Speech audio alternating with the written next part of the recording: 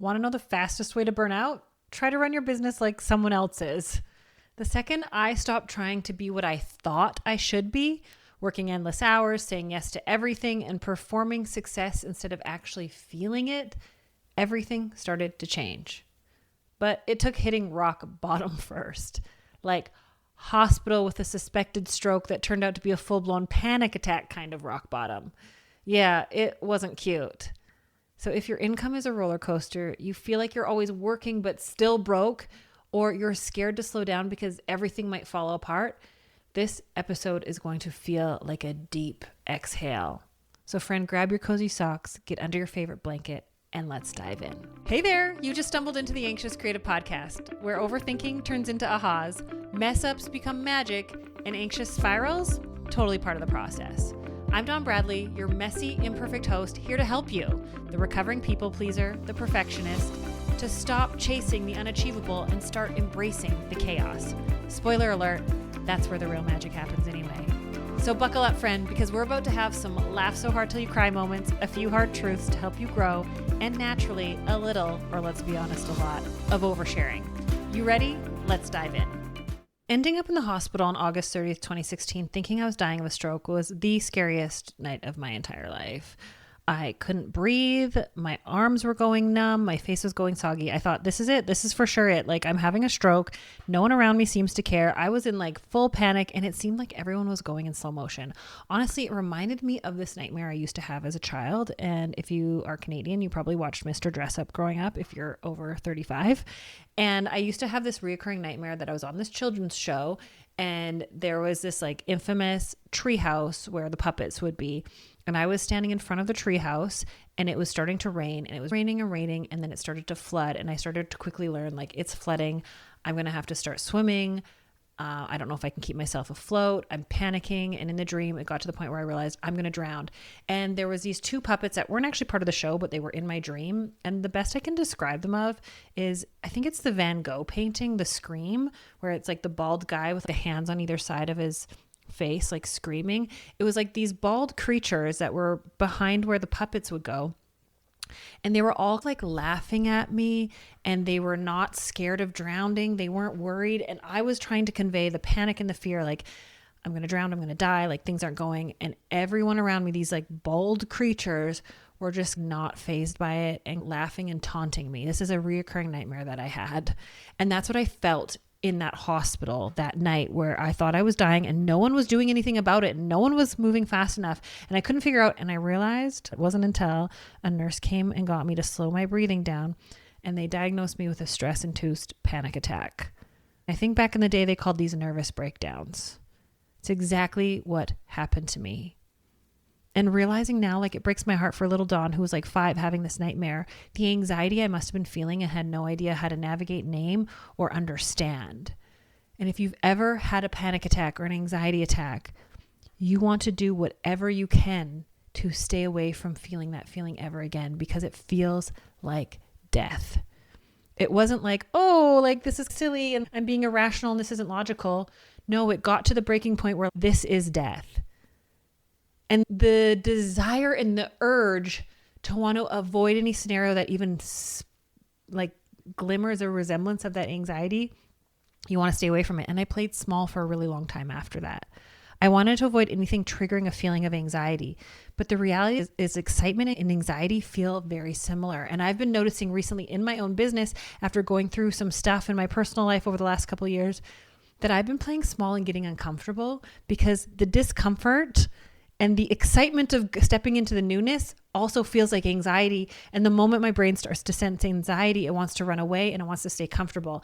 And that's the thing I need you to know, is when you start to burn out, or if you've been burnt out, the thought of putting yourself back out there, the thought of getting uncomfortable is exciting, because it means you could actually tap into your capacity and actually be able to step into this version of yourself that you know is capable. But the stepping out of the comfort zone, the stepping out of the safety bubble that's been there to protect you and keep you safe from ever feeling like you're dying again, it's hard to break out of. And so I want to really work into this, or I really want to lean in this lesson into how to work less and earn more without guilt, and how to build consistent income without burning out. And so I want to start with, where the heck did we learn that overworking equals success?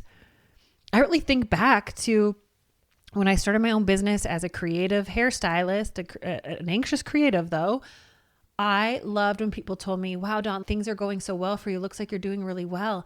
And I always would reply with, yeah, I'm so tired and I'm so exhausted. I've been working so much. There was something it felt so good to justify, like, felt like I had to tell people how hard I was pushing myself, how like tired I was, like that somehow justified me being successful. And so I want you to know that you're probably doing more than enough already, but you're being hard on yourself because you think you think the only way to be financially successful is to be pushed to the limit, burnt out, and giving too much, because you don't believe that you as you are worthy of the success that you crave. And I'm here to tell you that you are. You probably are doing more than enough already. You just don't have the systems that support you.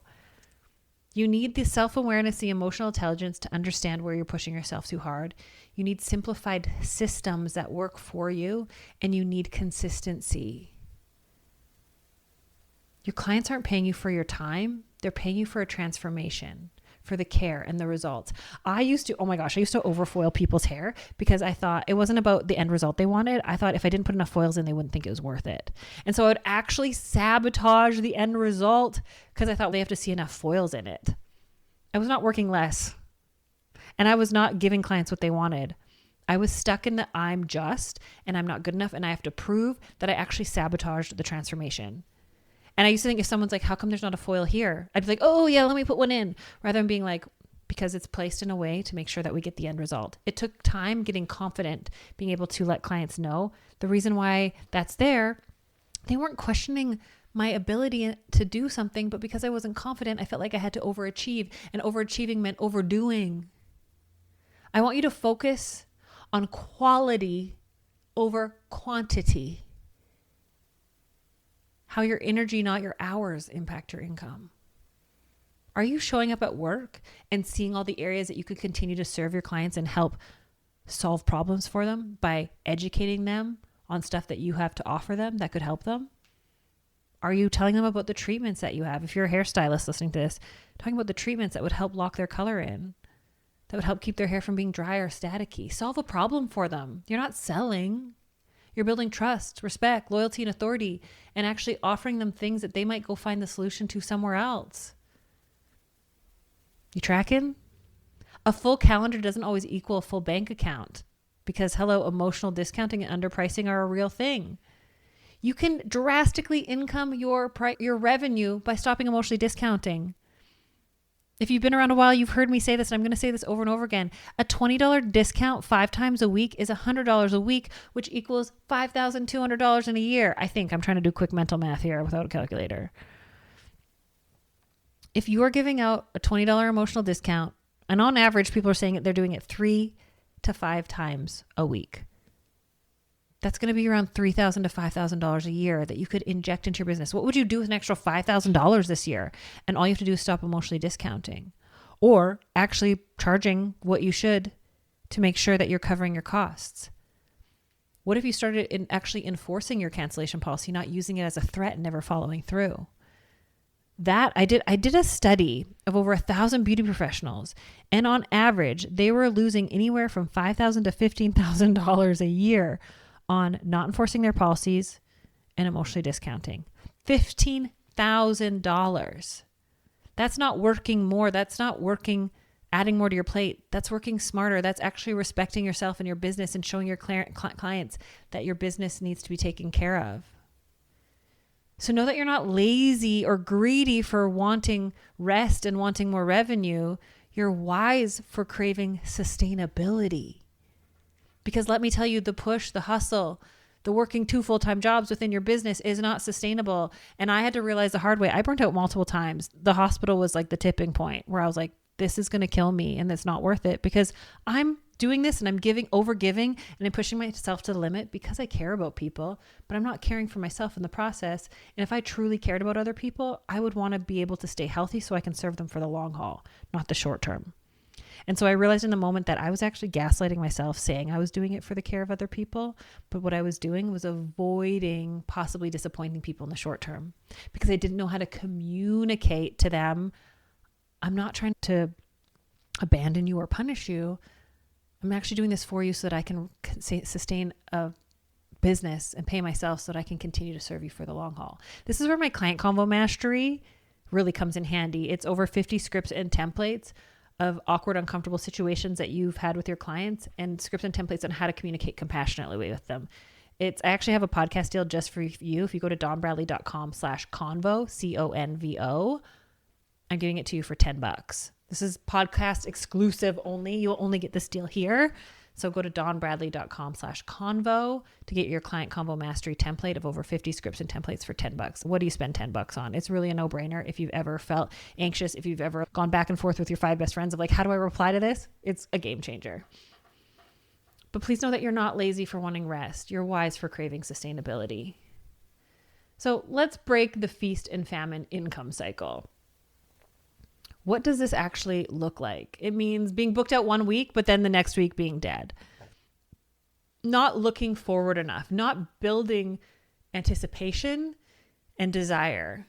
You need to know how to book people in. And I know people will say you shouldn't pre-book. I don't know. I really believe in pre-booking. You can always move people's appointments around, but creating predictability in your income. But the thing is, sometimes being booked can still leave you broke because you're emotionally discounting, because you're keeping people on old prices, because you're not educating them on your retail or your other services that they could have. You need to pre-book, you need to have pricing consistency, and you need to have clarity with what you offer. But you also need to tap into why. I know what to do. Like, how much education have you taken over the years in your career? You know what to do. You're addicted to learning, but you're allergic to implementing. What's the actual thing that's stopping you? Is it a lack of confidence? Cool. Rock Your Business is going to help you with that. Chat to me, send me a DM on Instagram. Let's talk. Is it not knowing what to say? I just told you the client convo mastery is the answer to that.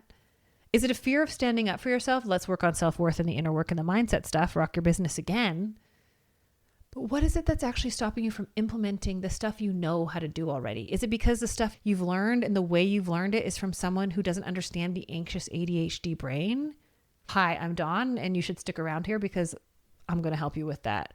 I used to take so much education that it felt sleazy and slimy in the way it was teaching me how to make more money or sell more. And I just don't believe in selling.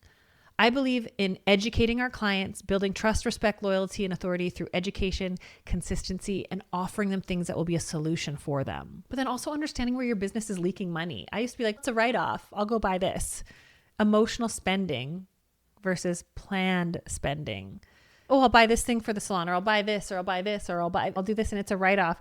And then not actually I remember bringing in over $100,000, but not paying myself any more than the previous year where it was $60,000. Because I just found a way to spend, because there was this thing of feeling, I didn't know how to handle having more money, so I found a way to make sure I spent it. And I want you to know that you're not bad with money. You've just never been taught how to build consistency. When I finally stopped winging it and started tracking with a simplified system that worked for my kind of brain, I realized I wasn't bad at business. I was just avoiding structure. Oh my God. That one is a really hard one to admit. So let's talk about your mindset and the boundaries behind consistent income. Boundaries equal consistency and predictability for you and your clients. Without them, everything leaks: your time and your money and your energy. When you're not charging properly or enforcing policies, you're robbing your business and your future. It's not just about pleasing and avoiding a conflict. You're actually stealing money from yourself. Saying no to squeezing people in is actually saying yes to longevity. My favorite thing, I want you to write this down right now. This is some free education with Dawn right now. If you have a hard time saying no, 1, you shouldn't. But 2, I understand. My favorite thing to say to someone is, I really want to say yes to this. And I'm not saying no, but I just need some time to think about if I can actually give you the quality that you're used to getting from me in doing this. So when someone asks to get squeezed in, you know what? I really want to say yes, and I'm not saying no, but just give me a moment to look to see if I have enough time to actually give you the quality of service you're used to getting from me. That's really important, because I used to squeeze people in because then I could appease them in the moment. And then I didn't have enough time to actually give them the quality of service. And then I'd end up having to fix it later, and I'd be resentful because I'd be like, oh, I already squeezed them in and now they're telling me it's not right. when in reality, they asked to get squeezed in. It was my job as a professional to let them know if I could actually deliver the results they're used to getting in that time. Give them the option. Okay, I can squeeze you in, but know that I can't give you the same level of experience or results in this time. Do you understand? Or I really want to say yes, and I'm not saying no. Or I'm really wanting to say yes, but the reality is I can't give you what you're looking for with this possible option. That is my favorite way to be able to please them still, by still saying yes in a way of, I really want to say yes, but the reality is that it would be really unfair to you. This goes back to, you want to do everything with kindness, compassion, and empathy. Showing your clients you're not doing something to them or at them, you're doing it for them. It's a really beautiful way to learn how to communicate that doesn't feel like you're slamming a door in people's faces. You're not feeling guilty or bad for saying no. You're actually showing them why this is the best option for them. Saying no to squeezing people in is saying yes to longevity. Saying no to squeezing people in. I just want to say that over and over again. And showing up more, being more available isn't the answer. You have to show up differently. And here's the thing about showing up differently is when you're doing something different, it can feel scary because you're used to doing the other thing, but the other thing's not giving you the results you want. So to get the results you want, it's going to feel uncomfortable and it's going to feel different. You need to lean into the discomfort. If you're not uncomfortable, you're not growing. And there's no guarantee that everything's always going to work out, but you have to decide to have the attitude of adaptability. I'm going to try this. Case in point, I was in New York a couple of weeks ago and I was like, I want to give these students a really good deal after this talk. So I was like, you know what? And I set something up really quickly and last minute. And I was like, here's this deal on this product if you want to get it now. And then I think like 10 people grabbed it. And then 10 people came up to me at the end and were like, hey, it's broken. And like, it wasn't set up properly, but I did something messy. And then I adapted as it was like, oh, you know what? Okay, give me your emails. Let's figure this out. I'll get this to you or I'll get you a refund. If I waited for everything to be perfect, I would never take action. You don't need to add more services. You don't need to work extra days. You don't need to have a nice new website. You don't need new branding to take every opportunity to earn more. You don't need to always spend more. Sometimes spending more equals making more. Sometimes you got to spend money to make money. And sometimes you have to be strategic of, am I just finding an excuse to keep me in the planning stage without actually taking action? You don't need to add more services, work extra days, or take every opportunity to earn more. You just need to be intentional. And I want you to think of the mantra, I can make more money by doing less. Money comes easy to me. Mantras don't magically happen, but they reset your mind frame around what's possible. If you're stuck in the fear and the doubt, and that's the narrative that's on repeat in your brain, then that's what you're going to focus on. But if you focus on the possibility and all the service that you're giving to your clients, and that I'm going to serve them and I'm going to give them opportunity to take care of their hair better. I'm going to educate them on how to invest more so that they can protect their investment with me. Then you're going to show up and you're actually going to create more revenue in less time. So I want you to think about these ways that you might be sabotaging your income. Are you creating chaos because peace feels unfamiliar? A lot of us, probably, I'm going to venture out, creative, anxious people have been through a lot of shit in your life, whether it be like catastrophic shit or just like persistently being rejected or not heard or not validated. That feeling conflicted, feeling chaotic feels more comforting and peaceful than actual peace, because true peace feels like, what's going to come? When's the other shoe going to drop? When am I going to get blindsided? And so you'd rather live in a little bit of chaos because it's predictable than peace and the fear of getting comfortable and being like, oh, this feels good, and then getting blindsided again. I know that feeling. Learning to trust it and trust yourself is huge. Also, that guilt when you rest or when you raise your prices. You think having time off means you're lazy. You think sitting down means you're lazy, you're not working hard. You think that you have to be pushing yourself to the limit. When you feel guilt when you rest or you raise your prices, it's the proof of the programming that you've been put under, not a sign you're doing something wrong. You need to reprogram your brain that rest is positive. It's proven that like when you rest, that's when your muscles rebuild. Like when you do a hard workout, you like shred your muscles apart. And then the rest is when they actually rebuild. Rest is such an important part of growth. You need to build a business that works with your nervous system, not against it. And that doesn't mean running away and hiding from it. I see a lot of anxious people being like, I have social anxiety, or that makes me anxious, so I just can't do it. No, you need the support system and community and accountability of people who are like, you can do this and you can push through it, and it's going to feel uncomfortable, but it doesn't need to be painful. In order to reprogram your nervous system, you don't avoid and shrink back from doing things and eventually make your world really small and just being like, I can't do that. I have anxiety. It's not using your anxiety or your fear as an excuse not to do things. It's going, how can I do this in a way that is uncomfortable but safe, that I can build my confidence around? And that's so important for our industry now more than ever. I see people using their anxiety and their fear as an excuse to shrink and step back and be like, I can't. No, you absolutely can. I didn't have an option back in the day, and I had to push myself into the deep end, swim with the sharks. Now there's a cage of community that you can go into the deep sea and not get eaten by the sharks. But it's still terrifying to do. This is a weird analogy, I know, but just go with me, okay? I want you to know that you can work less and earn more and build consistent income without burnout.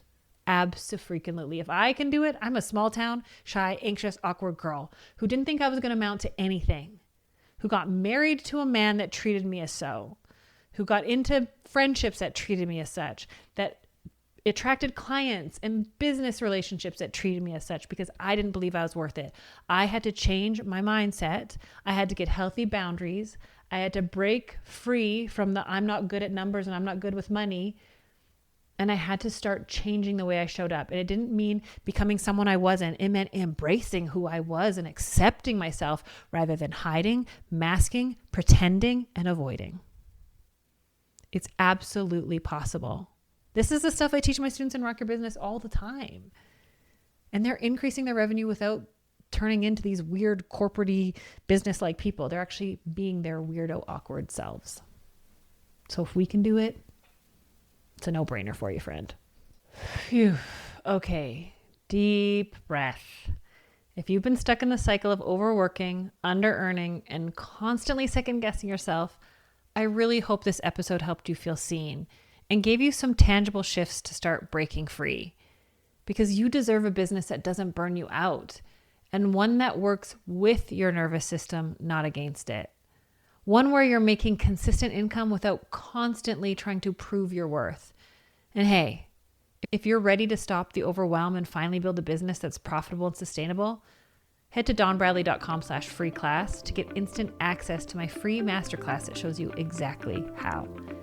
And next week, we're digging into something that so many of us creatives struggle with: fitting in versus standing out.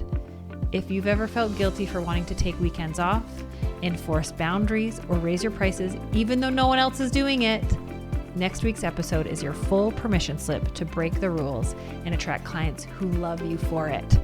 So until then, stay weird, stay messy, and most importantly, stay unapologetically you.